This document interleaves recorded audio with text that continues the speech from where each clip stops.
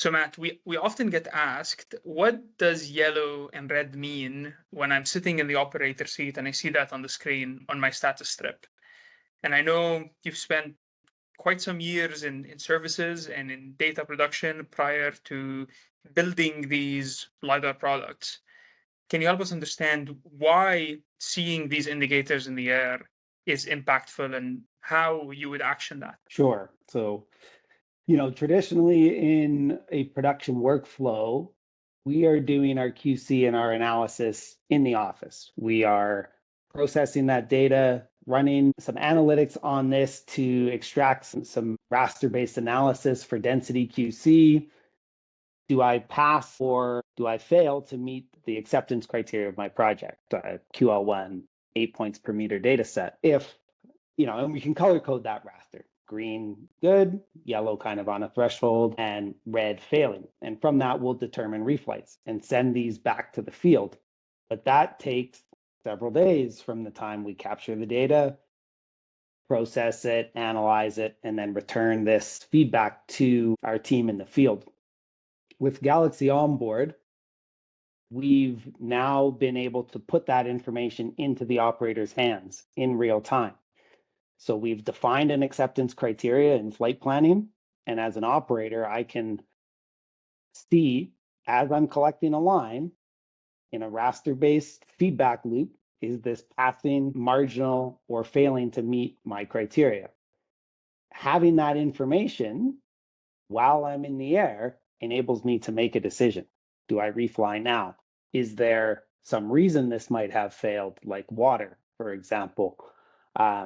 And ultimately, that enables me to capture my data faster, action reflights in the moment, reduce costs, and move on to the next project tomorrow instead of waiting for this feedback loop from the office to occur. So if I'm in the operator seat and I'm flying a line and data is coming back green, so things are okay, and I start seeing red in parts of this line, what would you recommend I do? Well, if I'm flying over some terrain that I am confident there's no large bodies of water or things that would indicate that if I fly it again, I'm going to have the same result. I'm over terrain, the aircraft's within, my expected flight parameters in terms of altitude and speed and deviation from the planned flight path, I would refly that right away. And by reflying that right away, I now have covered the same spot where I have a density or a gaps issue, and I can aggregate that data in production. So I can take line one, I can take a reflight of line one, I can combine that data set, and with an aggregated point cloud, I've achieved my project specification. And again, by doing this within the same flight, I'm cutting down on the time that I'm mobilizing for this product. So in other words, if I refly on the spot, significantly increase the probability of meeting the density specification purely as a function of the aggregate.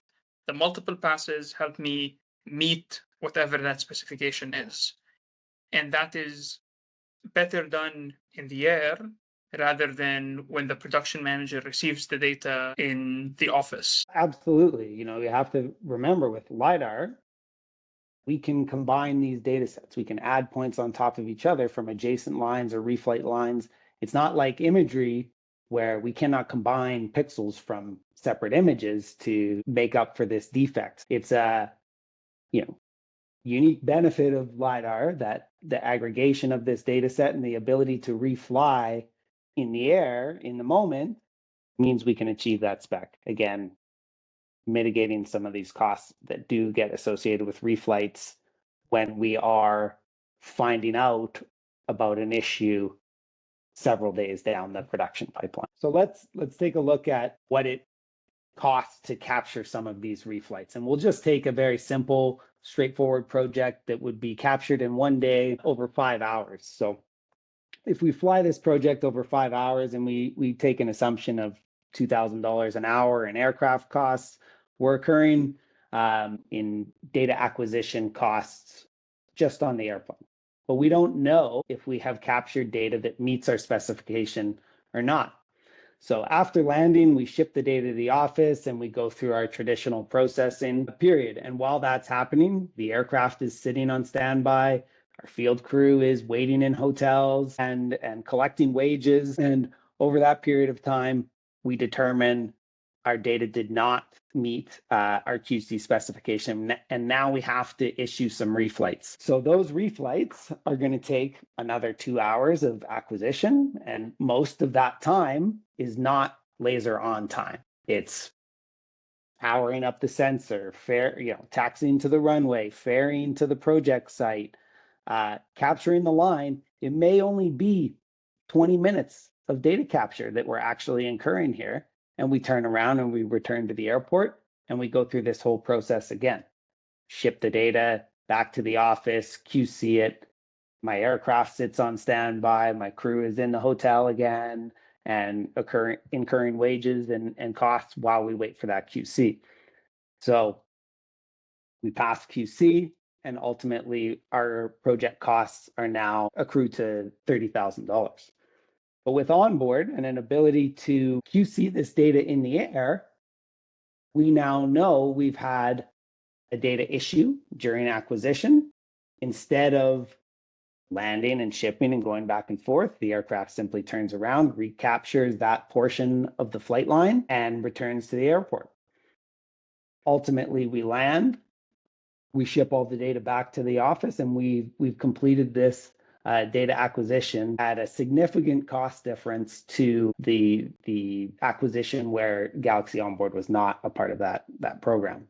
Ultimately, that's nearly 60% in cost reduction. So we can see by enabling our operator to make an informed decision in the air, we reduce time on project, we reduce costs, and we move on to the next one sooner.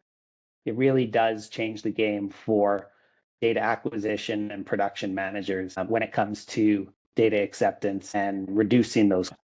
You just reminded me of a field operations manager that I've engaged with not too long ago. They use kind of one of these classic systems in the field right now where you don't get much in the air. You just collect data, and it's more like a progress bar rather than any indicator of the quality. And he said, my advice to the operators, what I tell them to do in the field is, if you feel that the data is improper, refly right away. And that's very illuminating, because a feeling is very subjective, but the cost of flight operations is so high that he is willing to take the bet on just the feeling, the intuition of an operator. And what we've done here with Onboard is really quantify, put that on a map, and make it way more easy to make an educated decision on data that doesn't meet a specification. You're absolutely correct, and with that in-air raster-based feedback, we've taken away the feeling. I think we were too fast. I think that roll was too much. We know we have an actual processed point cloud that's being analyzed against your own pass-fail criteria. This enables you to make a decision. Ultimately, you have to make a decision. We all have to make a decision when we're sitting in the operator seat. Was that line good or not? But never before have we been able to see it at full resolution, measured against a defined spec from your project. It's very insightful, Matt. Yeah, it's good to be able to validate and help a lot of our customers with the production experience that you bring into building these products. Cool. Good to chat. Thanks. Thanks, Malik.